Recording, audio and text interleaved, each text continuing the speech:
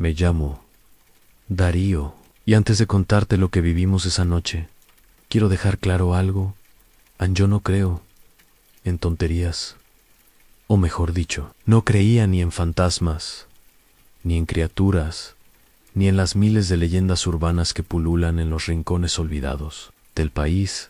Siempre me burlaba de esas cosas. Para mí, todo tenía una explicación racional. Eso cambió hace 2 años, en un campamento que hicimos con mi mejor amigo. Leon. Fue un fin de semana largo. Salimos un viernes por la tarde, rumbo a la Sierra de Salto Viejo, una zona boscosa, no muy visitada, perfecta para estar alejados de la ciudad, hacer fogatas y beber cerveza sin que nadie nos molestara. La caminata hasta nuestro sitio fue tranquila. El aire olía a eucalipto y resina, y el sol filtraba su luz entre los troncos viejos, dándole al bosque un brillo casi dorado. Instalamos la carpa cerca de un arroyo. No había señal de celular, pero eso no nos preocupaba. Era parte del encanto. Lo único que queríamos era desconectarnos. El primer día fue perfecto. Caminamos por los senderos, hablamos de tonterías, cocinamos salchichas a las brasas y por la noche nos tiramos a ver las estrellas. Mira eso, boludo, dijo Leo, señalando un punto brillante en el cielo. ¿No te da miedo lo chiquitos que somos? ¿Miedo? A mí me da paz, le respondí. Esa fue la última vez que sentí paz en mucho tiempo. Cerca de la medianoche, mientras compartíamos una lata de cerveza tibia, notamos algo raro entre los árboles, un parpadeo, como si alguien hubiera encendido una linterna, pero demasiado lejos, como para iluminar algo concreto. ¿Viste eso?, preguntó Leo, bajando la voz. ¿Sí? ¿Será otro campamento? Nose, Levant. Caminamos unos metros fuera del claro, intentando ver si había alguna otra carpa cerca, pero no había nada, solo ese parpadeo, cada vez más tenue y más profundo en el bosque. ¿Vamos a ver?, preguntó Leo. Dale. Llevábamos nuestras linternas, pero pronto nos dimos cuenta de que la nuestra era inútil comparada con Aquila Laws, porque cuando tratábamos de alcanzarla, desaparecía, y cuando nos deteníamos, volvía a parpadear a nuestra derecha, luego a la izquierda, como si jugara con nosotros. Después de 10 minutos, Leo se detuvo en seco. «Para. ¿Qué? ¿No te parece que esto no está bien?» No respondí, porque justo en ese momento escuchamos algo, no un animal, no el viento. Era un sonido húmedo, viscoso, como si algo respirara con dificultad detrás de los troncos. Encendimos las linternas y las giramos en todas direcciones. Nada, pero el sonido seguía. Y entonces vimos los ojos, 2 puntos brillantes, amarillos, a menos de 10 metros de nosotros, altos, más altos que cualquier persona, fijos, sin parpadear. No gritamos, no corrimos, solo nos quedamos ahí, congelados, porque lo que fuera aquello nos estaba mirando, no acechando, no huyendo, mirando, como si nos reconociera. Leo fue el primero en retroceder. «Volvamos», dijo, en voz baja. «No le demos la espalda», y eso hicimos. Caminamos en reversa, apuntando las linternas hacia la figura. Pero con cada paso que dábamos, los ojos parecían acercarse más, aunque no veíamos que se moviera. Era como si el bosque se doblara, como si la distancia entre nosotros se estuviera rompiendo. Cuando por fin llegamos al claro, nos dimos vuelta y corrimos hacia la carpa. No dijimos una palabra, solo nos metimos adentro, cerramos el cierre y nos tiramos sobre las bolsas de dormir con el corazón explotándonos en el pecho. «¿Qué carajo era eso?», susurró Leo. «No lo sé, a un animal, tal vez», pero ni yo me lo creía. Esos ojos no eran de animal, no brillaban como los de un ciervo, ni se movían como los de un depredador. Eran conscientes. Y eso fue lo que más miedo me dio, Pasaron horas no dormimos. Solo escuchábamos ruidos, pasos, hojas moviéndose. En un momento, la carpa crujió, como si algo la hubiera rozado. Leo me agarró del brazo, con tanta fuerza, que sentí las uñas perforar la piel. «Está afuera», me dijo. Ni lo estaba, porque justo en ese momento escuchamos una voz. «¿Están perdidos?» No era una voz humana.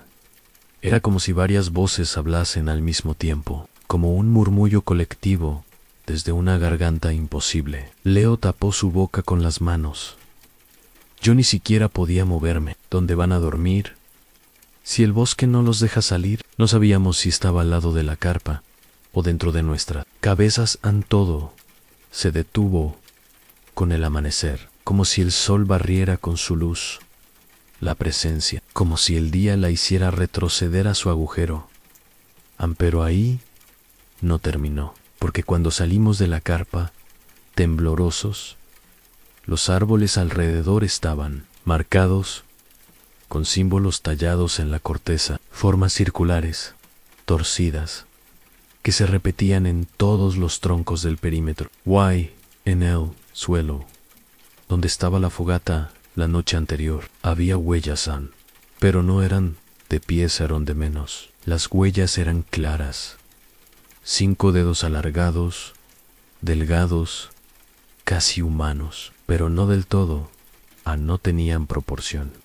El pulga es mal ubicado, como si hubiera sido diseñado por algo que cree saber cómo se ven nuestras manos, pero jamás ha tenido una. Leo retrocedió en silencio al verlas, con el rostro blanco como ceniza. «Esto no fue una broma», murmuró. «Nadie vino hasta acá para hacer esto». Tenía razón. ¿Quién caminaría 3 horas montaña arriba, en la oscuridad, solo para dejarnos marcas en los árboles y asustarnos con voces? No, lo que nos estaba acechando no era humano. Decidimos enfocar. No hablábamos. Nuestros movimientos eran torpes, apresurados. Cada crujido del bosque nos hacía mirar hacia atrás. Esa sensación de estar siendo observados, no por un animal, sino por algo que nos juzgaba, aunque nos analizaba, como si hubiera más de uno. «Apúrate», me dijo Leo, ajustando la mochila. «No pienso pasar otra noche acá». Salimos sin siquiera desayunar, ni agua tomamos. Solo caminamos. Por los primeros kilómetros, el sendero parecía estar donde lo habíamos dejado, pero a medida que avanzábamos, todo comenzó a sentirse diferente. Los árboles parecían estar más cerca entre sí, en el aire estaba más húmedo, no escuchábamos pájaros, no había insectos. Era como si el bosque nos hubiera tragado. Después de una hora, Leo se detuvo en seco.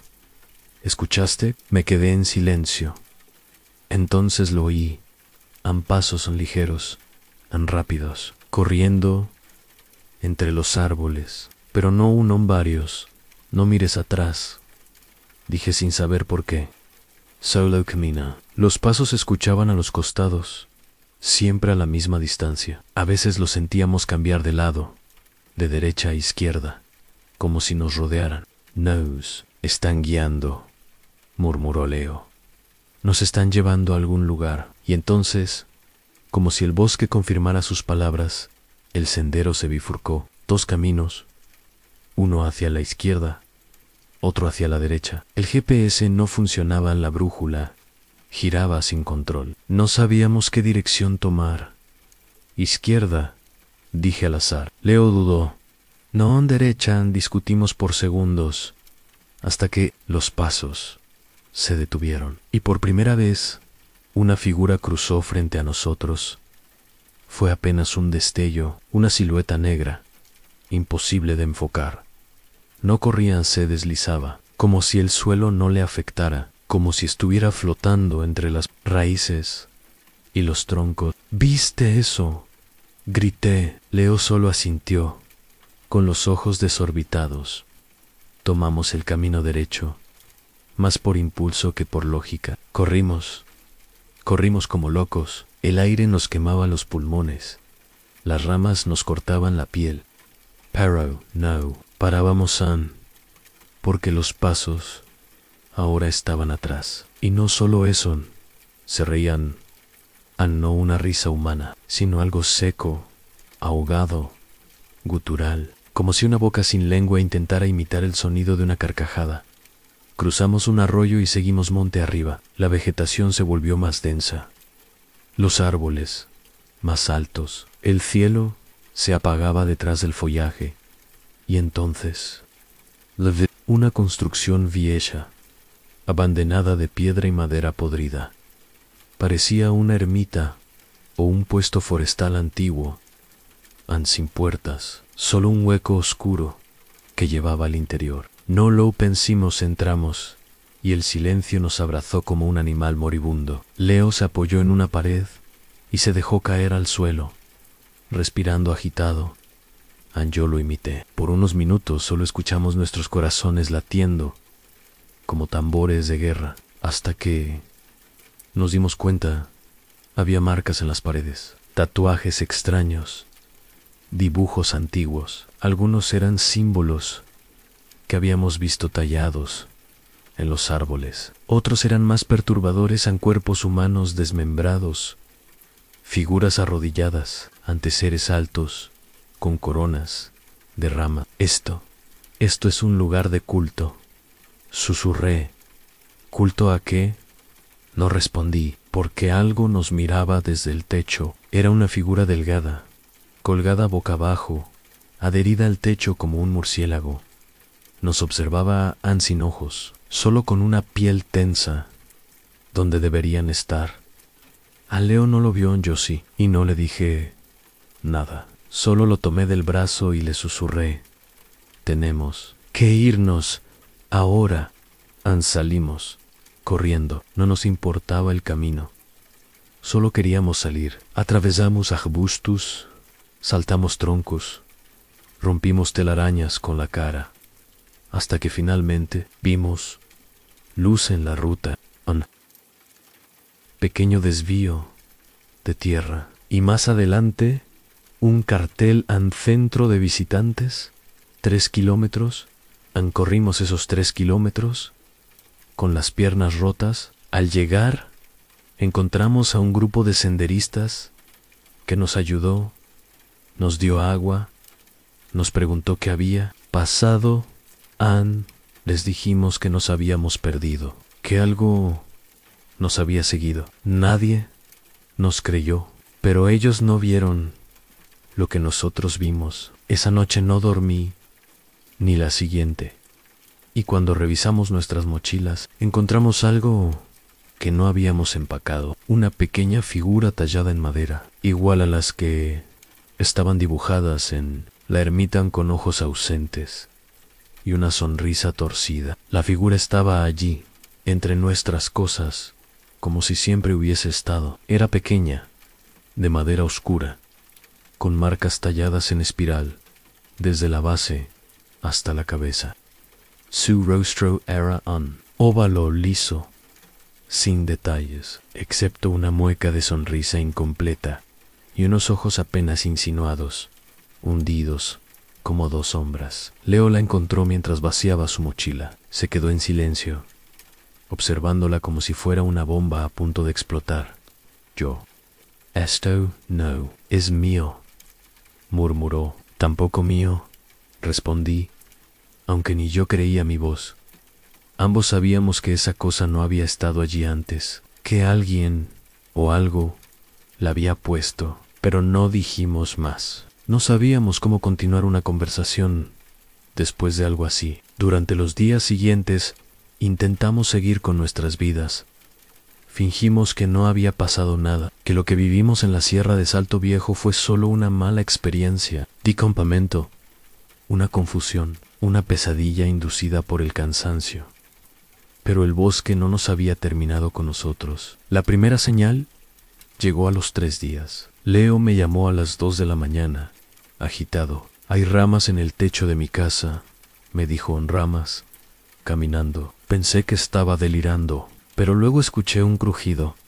algo metálico cayendo, y su línea se cortó. Fui a su casa, lo más rápido que pude. Lo encontré en la sala, sentado con una linterna en la mano, temblando. No era viento, me dijo Ann, algo se movía. Algo estaba sobre el techo. Why me, Hablop? No quería que lo internaran. No quería que lo llamaran loco, así que no contó nada más Ann. Pero yo sabía que no mentía, porque esa misma noche yo también escuché los pasos en mi pasillo, dentro de mi casa. Los días se volvieron oscuros. Nos sentíamos observados en todas partes. Las luces parpadeaban. Los espejos vibraban sin razón. Y la figura de madera volvía a aparecer incluso después de que la tirábamos lejos o la quemábamos. Una mañana, Leo apareció en mi departamento, pálido, con las manos llenas de tierra. Soñé con la criatura. Me dijo estaba frente a mí. Me hablaba en susurros. Me decía que yo fui elegido, aunque lo que vimos fue solo un umbral. Intenté convencerlo de ir a terapia.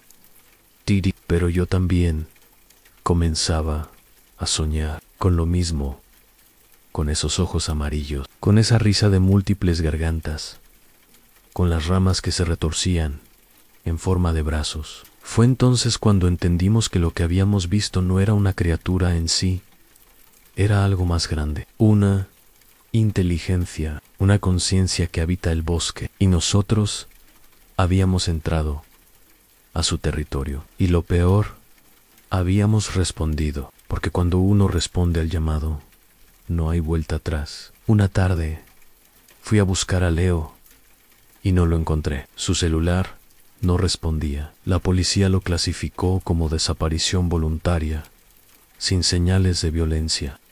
Pero yo supe inmediato a dónde había ido. Ann volvió a la sierra. Lo supe por la figura que encontré esa noche sobre mi cama. Ya no era de madera, era de carne, y tenía la sonrisa idéntica a la de Leon. Desde entonces, duermo con todas las luces encendidas, no por cobardía, sino para ver el momento exacto en que vuelva, porque sé que va a volver, porque ahora la criatura me llama a mí. Y lo peor de todo es que cada noche me cuesta más no responder. Si has llegado hasta aquí, déjame decirte algo que muy pocos merecen oír.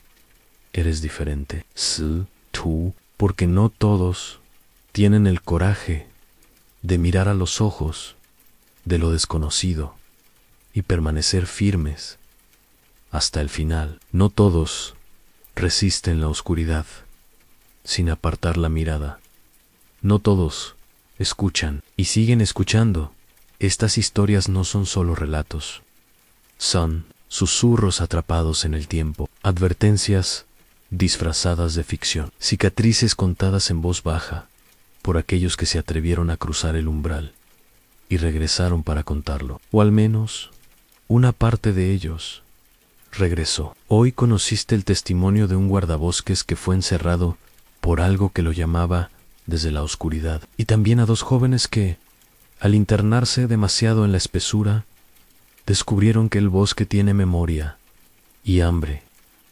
Ahoradime, tú, ¿cuántas veces has escuchado tu nombre en el silencio y preferiste ignorarlo para sellar este pacto entre tú y las sombras? Quiero invitarte a dejar en los comentarios una frase que solo los verdaderos valientes escribirán. Yo también fui llamado, pero no abrí la puerta. Coméntala, así sabré que fuiste uno de los nuestros, uno de los que resisten, uno de los que entienden que el terror no siempre grita, a veces susurra. Y si este viaje a través de los abismos del miedo te estremeció, ayúdame a llevarlo. AMS Oidos, suscríbete al canal, porque lo que viene será aún más profundo. Dale like a este video. Es un pequeño gesto que ayuda a que el algoritmo, esa criatura digital hambrienta de atención, recomiende este contenido a más personas con sed de misterio, como tú, Ann. Y sobre todo, compart est relata. Compártelo como quien deja un rastro de migas en el bosque, sabiendo que alguien más podría seguirlo, o tal vez perderse para siempre. Recuerda, no todo lo que se mueve en el bosque es viento, no toda voz que llama merece ser respondida, y no toda puerta debe abrirse, aunque parezca cerrada por dentro. Gracias por dejarte envolver. Paul Ellis. Yo soy el pescador, y estas han sido historias verdaderas, o tan reales como las pesadillas que no sabes si soñaste o viviste. Nos escuchamos en el próximo relato, si es que el silencio no te atrapa antes.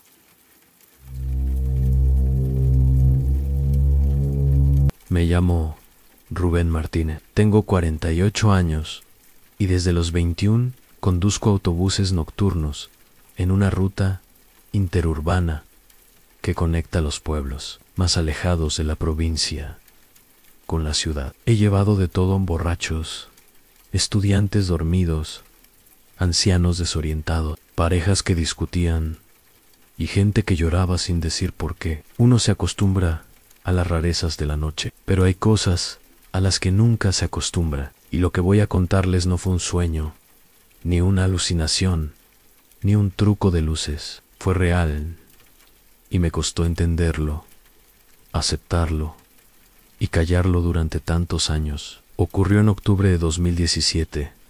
Era una noche fría, con niebla baja. Había llovido temprano y el asfalto seguía húmedo. Esa clase de noche en la que las luces del autobús parecen no alcanzar más allá de 5 metros. Yo hacía la ruta habitual del terminal central hasta el caserío de El Rosario, atravesando caminos rurales con muy pocos pasajeros. Eran casi las 11 de la noche cuando salí, y en todo el trayecto hasta el kilómetro 29 solo subieron 2 personas. Una se bajó a la media hora, el otro se quedó dormido en el asiento del fondo. Cuando llegué a la parada del desvío viejo, vi a alguien esperando, una silueta oscura, delgada, con una mochila pequeña al hombro. No me pareció raro. Trabajadores agrícolas tomaban ese autobús para llegar a la entrada del valle. Detuve el vehículo, abrí la puerta y el hombre subió sin decir una palabra. Vestía una chaqueta gris, deslavada, y llevaba la capucha puesta. No me miró. Pasó de largo y se sentó en el penúltimo asiento del lado izquierdo. Buenas noches, le dije por educación a nada. Pensé que no me había escuchado. El motor hacía bastante ruido. Seguí conduciendo.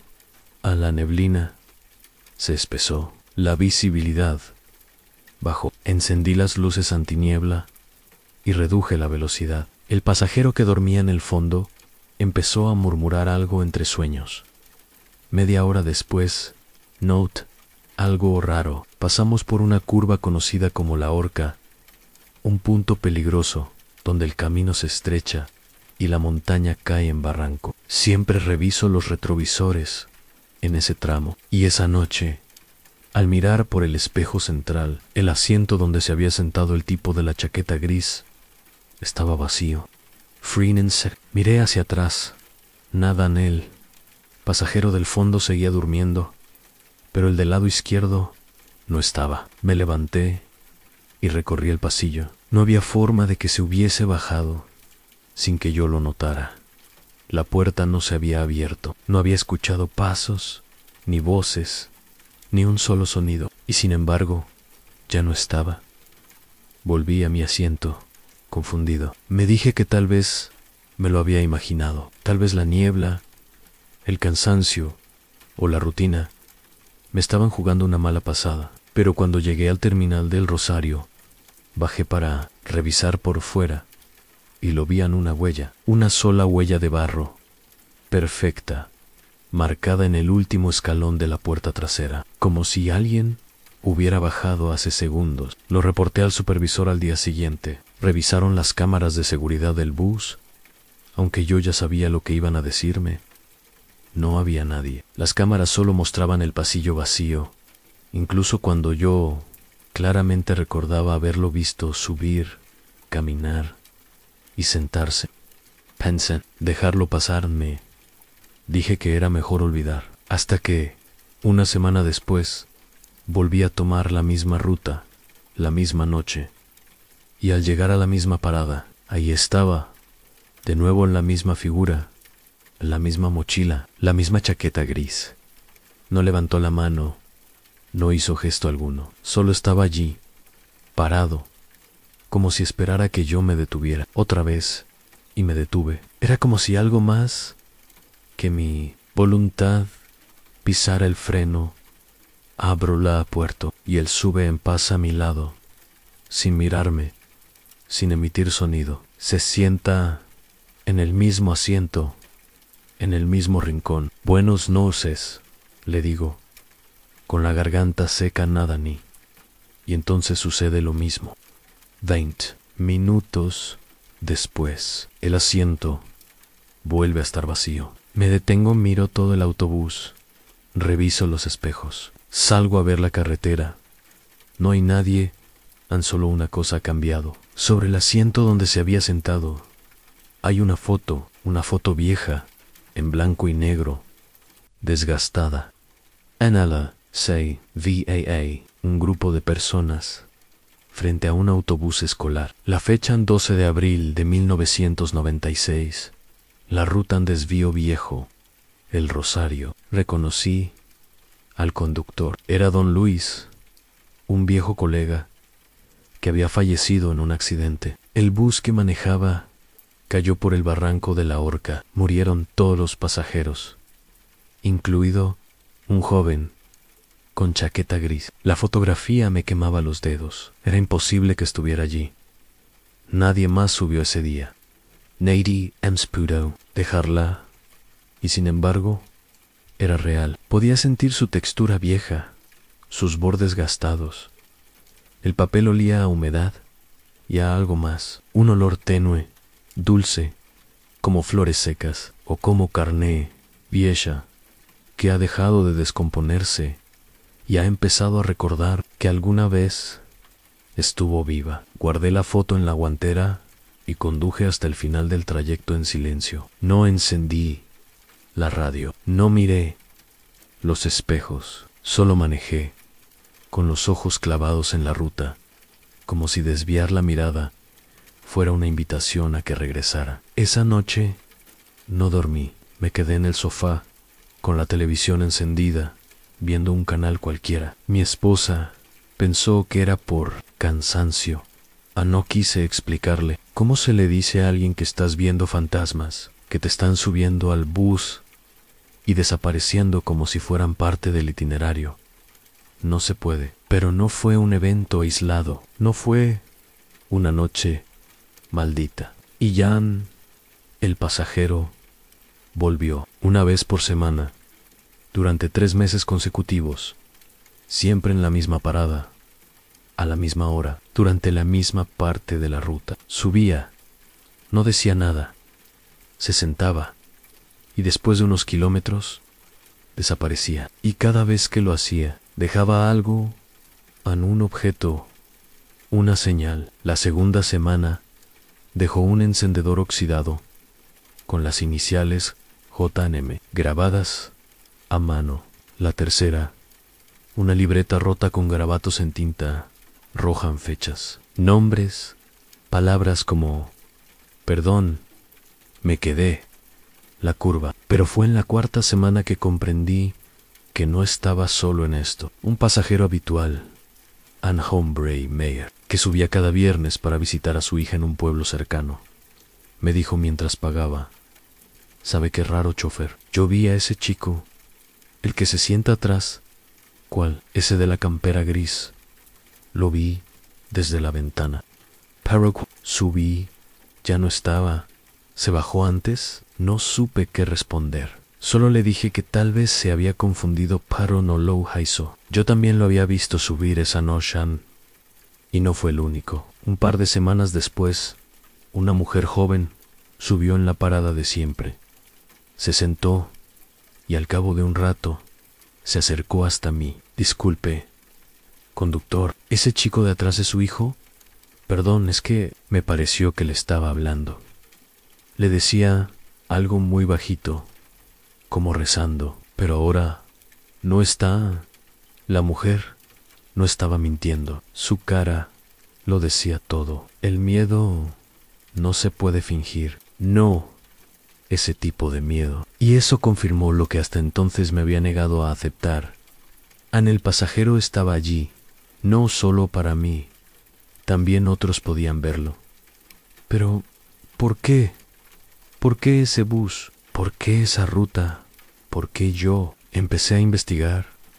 Fui al archivo municipal. Pedí registros de accidentes. Busqué datos sobre don Luis, el conductor de la foto Y, Low Incantra. El 12 de abril de 1996, un autobús escolar que hacía un trayecto nocturno desde un retiro juvenil en el Rosario hacia la ciudad, cayó en la curva de la Horca debido a un derrumbe. Murieron 19 personas, todos estudiantes, Andrei Fortin, y 17 años. El conductor falleció intentando sacar a los últimos sobrevivientes del vehículo. Los informes hablaban de cuerpos no recuperados, de desaparecidos, entre ellos un tal Julián Morales de 16 años, último asiento, lado izquierdo, campera gris, el mismo rostro que había visto subir una y otra vez. No sé qué me impulsó a hacerlo, pero imprimí una copia de su ficha escolar. Su foto era clara, mirada triste, cabello revuelto, la misma expresión ausente. La pegué en el panel de mi cabina, junto al espejo retrovisor. Y esa noche, cuando la niebla volvió y me acerqué al desvío viejo, no había nadie. Esperando, por primera vez en 3 meses, la parada estaba vacía. Pensé que todo había terminado, hasta que llegué al final de la ruta y al cerrar el autobús, escuché un sonido sutil detrás de mí. Una voz: «Gracias, don Rubén», y algo frío me rozó la espalda. «Gracias, don Rubén». A la voz era nítida, cercana, cálida y absolutamente imposible. Me di la vuelta con una lentitud que no fue decisión propia, sino una respuesta animal, del cuerpo a algo que no puede entender. Pero allí no había nadie, solo los asientos vacíos, la puerta trasera cerrada y el aire más denso que nunca. Me quedé de pie, sin moverme, durante minutos, o tal vez fueron horas, porque cuando reaccioné, la estación ya estaba vacía y el reloj del panel marcaba mucho más tarde de lo que debería. Volví a casa como un autómata. Mi esposa me habló, creo. No recuerdo haberle respondido. Solo recuerdo que esa noche, al apagar las luces del baño, el espejo me devolvió 2 reflejos en yo. Why? Algo detrás de mí. No lo miré. No quise mirarlo. Durante los días siguientes, dejé de ver al muchacho de la campera gris. Ningún otro pasajero mencionó cosas extrañas. El asiento maldito permanecía vacío. Pero no era tranquilidad lo que usa. Era la calma rara que precede a una tormenta que nadie ha anunciado. Una sensación constante de estar en la antesala de algo peor. Y entonces sucedió. Un viernes por la noche, haciendo la misma ruta, vi una figura en la parada del kilómetro 33. No era Julián. Era una niña de pie, bajo la lluvia fina, con un vestido blanco empapado y los pies descalzos. Tendría unos 9 o 10 años. No tenía mochila, no hacía señas, solo estaba allí. Porque algo en mí, algo que ya había sido tocado por lo imposible, sabía que no detenerme sería un error. La niña subió en silencio, caminó con pasos suaves hasta el mismo asiento donde solía sentarse Julián, y allí se quedó. Yo no dije nada, tampoco ella, solo la miraba por el espejo. Y en algún momento del trayecto Cerró los ojos. Fue entonces cuando el panel de control comenzó a fallar. Las luces del bus parpadearon. La radio se encendió sola, pero no había música. Solo una grabación vieja, dañada, como una voz distorsionada diciendo: uno más, uno más. Frené, me levanté y miré al asiento. Estaba vacío. La niña ya no estaba. En su lugar había una pulsera rota, con cuentas de colores, y el nombre Lucía escrito en hilo. Comenzaron a llegar más, a uno. Una mujer con un abrigo mojado, que olía a río. Un hombre calvo que no dejaba de girar la cabeza como si escuchara gritos. Una anciana que murmuraba nombres mientras miraba por la ventana. No eran siempre los mismos. No se aparecían todos los días, pero cada uno dejaba algo, un rastro, un objetón, un susurro, y así el autobús se transformó. Dejó de ser un simple vehículo, se volvió algo más, un lugar de tránsito. Sí, pero no para los vivos. Yo era el conductor de un transporte que cruzaba no solo caminos rurales, sino fronteras invisibles, y ya no podía salir de esa ruta.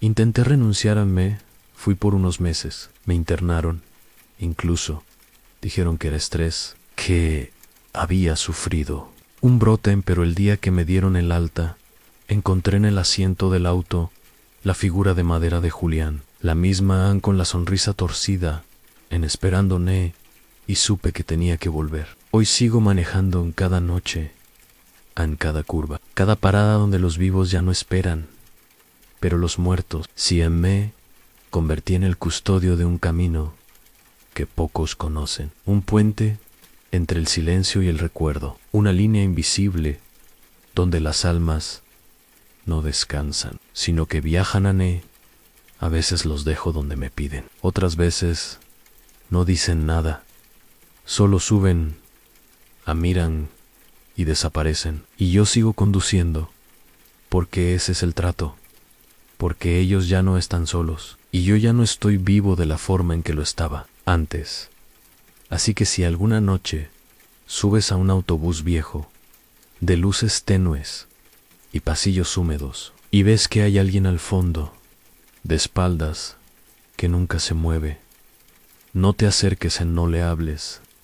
Why, Sabroto, no le digas tu nombre. Mi nombre es Elías Montenegro, y durante 15 años trabajé como guardabosques en la Reserva Ecológica de Lomas de Tairí, al sur de la cordillera, una extensión interminable de pinos, robles y tierra húmeda que en verano parecía un paraíso, o en invierno un infierno aislado y cruel. Vivía solo en una cabaña de madera construida en la parte más alta del valle, una estructura sencilla, sin lujos, pero con todo lo necesario: una estufa de leña, un generador de emergencia, una radio de corto alcance y libros para soportar la soledad. Nunca tuve miedo a estar solo. Siempre pensé que el bosque era un ser vivo, sí, pero inofensivo, silencioso, profundo, lleno de historias, pero ninguna con dientes me equivocaba. Todo comenzó una noche de otoño. A finales de abril, el aire estaba más frío de lo normal, como si algo en el ambiente hubiera cambiado. Recuerdo que me desperté a las 3:17 de la madrugada, sin motivo aparente. Solo abrí los ojos y supe que algo no estaba bien. El silencio, no había viento, no había grillos, no había el más mínimo murmullo de los árboles, como si todo el bosque hubiera contenido la respiración al mismo tiempo. Me senté en la cama y por un momento creí escuchar pasos fuera de la cabaña, lentos, arrastrados, como si algo caminara sobre hojas secas, pero sin rumbo. A la ventana, con la linterna, no vi nada, solo oscuridad, la misma de siempre. Pensé que quizás algún animal se había acercado, como a veces lo hacían los zorros o los mapaches, buscando restos de comida. Cerré la cortina y volví a acostarme. Fue entonces cuando la escuché Por primera vez, una voz suave, femenina. Desde algún punto del bosque, Elías susurró, no gritó, no repitió, tan solo dijo mi nombre, como si ya supiera que le estaba escuchando. Sentí el estómago darme un vuelco. Me levanté de nuevo y volví a mirar por la ventana. No había nadie. No había nada. Encendí el generador y la cabaña se iluminó. Revisé la puerta, que seguía trancada con la traba de hierro. Aún así, agarré la escopeta de caza que tenía colgada detrás de la estufa. La cargué con manos temblorosas, no porque creyera que fuera necesario, sino porque algo dentro de mí, algo muy primitivo, me decía que esa voz no debía estar allí. Las siguientes noches, la voz regresó. A veces decía mi nombre, otras solo murmuraba sonidos inentendibles, como si hablara un idioma que mi mente no podía procesar. Lo más extraño era que siempre la escuchaba del mismo lado, desde el bosque al este, cerca del lago congelado. Intenté ignorarla, me puse tapones en los oídos. Dormí con música encendida. Incluso bajé a la estación base una mañana para reportar que alguien podría estar merodeando la zona, pero no me tomaron en serio. Me dijeron que probablemente se trataba de una ilusión auditiva provocada por el viento y el aislamiento, pero yo sabía que no era eso. La voz me estaba llamando, me estaba estudiando a mí, me estaba esperando. Una noche la escuché justo frente a la cabaña. Elías, estoy aquí, ábreme, hace frío. Sonaba tan real, tan humana. Instante, pensé en abrir la puerta en solo un segundo. Solo una mano en la traba. Pero algo en mí se reveló. Fue como una descarga eléctrica que me sacudió el cuerpo. Me eché para atrás y caí al suelo. La voz seguía, suave, paciente, como si supiera que tarde o temprano yo cedería. Corrí al cuarto, apagué todas las luces y me escondí en el armario con la escopeta, apuntando hacia la puerta. Me senté allí por horas, temblando, esperando, y entonces escuché los pasos. Ya no eran arrastrados, eran firmes, pesados, anómalos. Algo caminaba alrededor de la cabaña, algo grande. Pasaron minutos o tal vez horas. El tiempo dejó de tener sentido. Cuando por fin me atreví a salir del armario, el amanecer empezaba a clarear por las ventanas. Abrí la puerta despacio y di una vuelta completa a la cabaña. No encontré huellas, no encontré rastros, solo una palabra escrita en el cristal empañado de la ventana de NTR. O recuerdo haberme quedado parado frente a la ventana durante varios minutos, leyendo una y otra vez aquella palabra escrita con dedo tembloroso, NDENTR, o no era condensación cualquiera, no era producto de mi imaginación, ni una casualidad del vapor. Las letras estaban dibujadas con intención, y lo peor de todo era que yo no había escuchado nada entrar. Volví a cerrar la puerta con llave, aseguré la traba superior, arrastré una mesa contra la entrada y apagué todas las luces. El silencio me apretaba el pecho, como si cada objeto en la cabaña estuviera conteniendo la respiración conmigo. Me senté frente a la estufa, apagada con la escopeta sobre las rodillas, repasando cada sonido, cada palabra susurrada que había escuchado. La voz no había regresado esa mañana, pero mi mente repetía su eco una y otra vez. Como una canción maldita, pasaron las horas, y cuando la noche volvió a cubrir el bosque con su manto negro, comprendí lo que significaba vivir encerrado en mi propia casa, por miedo a abrir una puerta. Afuera, el viento aullaba, las ramas golpeaban las paredes, pero había algo más, algo que se movía dentro. Lo supe porque lo escuché arrastrarse por el suelo de madera, como si tuviera garras, o pezuñas, o extremidades que no sabían caminar bien sobre superficies humanas. Mi estómago se revolvió. No podía distinguir de dónde venía el sonido. Parecía moverse con inteligencia, deteniéndose cuando yo me acercaba y reanudando su desplazamiento cuando me alejaba. Fui habitación por habitación, con la linterna temblorosa y la escopeta apuntando hacia la oscuridad. Nada, ningún animal, ninguna figura uní. Sin embargo, lo escuchaba bajo mis pies, o tal vez sobre mi cabeza, a veces detrás de las paredes, como si la cabaña ya no fuera solo mía. No dormí esa noche, ni la siguiente, ni la que vino después. Me convertí en un espectro que se movía entre sombras, oliendo el miedo en cada rincón. Me alimentaba poco, apenas comía conservas enlatadas, que casi no pasaban por mi garganta. El generador dejó de funcionar al cuarto día. Las baterías de la radio también murieron. Intenté llamar por ayuda, pero el repetidor estaba caído por una tormenta que había cortado las líneas, y yo sabía que no podía salir. Sí, lo hacía. La voz me encontraría. Y si la voz me encontraba, me llevarían el quinto día.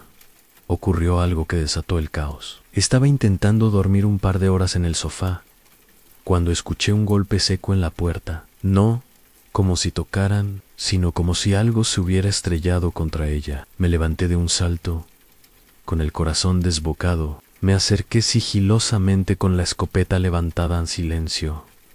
Luego, un susurro. Elías, ya estoy adentro. Y entonces, los pisos crujieron detrás de mí. Mi gyre en seco. Nada, ninguna figura, ningún movimiento, pero el crujido seguía, como si algo invisible caminara justo fuera del rango de mi visión. Corrí al baño y me encerré. Colapsé sobre el suelo frío, abrazado a la escopeta, temblando como un niño. Durante horas, mi quid Ali, repitiéndome una y otra vez que nada de eso era real, que era el encierro, el aislamiento, la soledad, los nervios, que todo estaba en mi cabeza. Pero entonces lo escuché otra vez, justo al otro lado de la puerta. Era mi propia voz. Elías, salí, ya no está. Soy tú, no. Algo se había metido dentro de mí, o me estaba imitando, o estaba intentando quebrarme. Golpeé mis oídos con las manos, grité, lloré, recé lo poco que recordaba de niño. Y la voz solo se reía con una risa suave, una risa que no era humana, una risa que imitaba la idea de una risa, un eco que parecía arrastrar tierra. Esa noche no volví a salir del baño. Al amanecer, abrí la puerta lentamente. La cabaña estaba en silencio. La luz del sol entraba por los vidrios sucios. Todo parecía en orden. Pero entonces noté algo más. Todas las ventanas estaban abiertas. Absolutamente todas. De par en par. Yo las había dejado cerradas con seguros metálicos. YNL del salón principal. Sobre el suelo de madera, alguien o algo había dejado un rastro de barro y hojas, como si hubiera estado entrando y saliendo durante horas. Me acerqué lentamente, y ahí, justo sobre el barro seco, había una figura hecha con ramas y tela vieja, como un muñeco torcido, primitivo, con un rostro tallado grotescamente en la madera, una especie de tótem. Una ofrenda o una advertencia estaba colocada sobre mi diario personal, abierto en una página en blanco, donde alguien había escrito, con lápiz solo, los que escuchan son elegidos. El muñeco seguía allí. No lo toqué, no me acerqué más. Solo lo observé desde la distancia, con el cuerpo tenso y la respiración entrecortada. Algo dentro de mí, algo que no sabía que tenía, me decía que aquel artefacto no era solo un objeto, era una presencia, un símbolo, un portal. Durante el resto del día, no hice otra cosa que observar. No comí, no dormí, no hablé, Solo me senté en una esquina de la cabaña con la escopeta en las manos, observando cómo la luz se iba apagando poco a poco y el bosque allá afuera se convertía nuevamente en un abismo sin fondo. La voz no regresó esa tarde, ni los pasos ni los susurros, pero eso no me tranquilizaba. Al contrario, me inquietaba más. El silencio era demasiado denso y artificial, como si incluso los árboles estuvieran conteniendo la respiración por lo que estaba a punto de suceder. A las 2:46 de la madrugada, todo cambió. Lo sentí antes de verlo. Un estremecimiento sutil, una vibración apenas perceptible en el suelo, como un temblor diminuto, pero no de la tierra. Del Ira. Me levanté lentamente, con la escopeta temblando entre los dedos, y fui hasta la ventana. Y lo vi. En una figura estaba parada justo al borde del bosque, inmóvil. Observando no podía distinguir detalles, pero no era un animal. No caminaba encorvada. Estaba erguida, alta, demasiado alta, como si su cuerpo no hubiera sido hecho para este mundo, como si las proporciones humanas le fueran ajenas. Y entonces dio un paso, no hacia mí, sino hacia los árboles. Se internó en la espesura, pero no desapareció. Al contrario, multiplicó su presencia. Donde antes había una figura, ahora había 3 Las 3 estaban quietas. Bien, di un paso atrás, y entonces los cristales de las ventanas comenzaron a empañarse otra vez, pero no era por mi aliento, era por algo que respiraba dentro de la cabaña. Elías, ya no puedes irte. Giré sobre mis talones y apunté hacia la cocina. Nada, pero la voz seguía. No hay puerta que te salve, no hay oración que te escuche.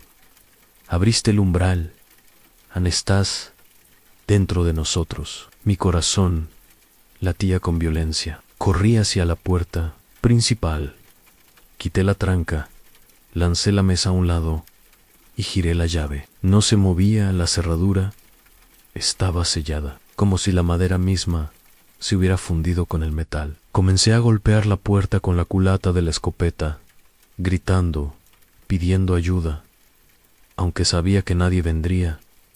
A nadie estaba cerca. Volví al salón en el muñeco de ramas.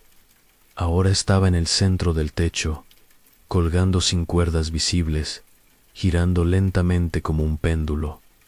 Y la cabaña ya no olía a madera vieja, olía a tierra húmeda, a raíces podridas, a algo que llevaba demasiado tiempo enterrado. Encerré los ojos, repetí mi nombre, intenté anclarme a la realidad, a mi cuerpo, a mi memoria. Pero entonces sentí algo detrás de mí, una presencia tibia, alta, pesada. No escuché pasos solo.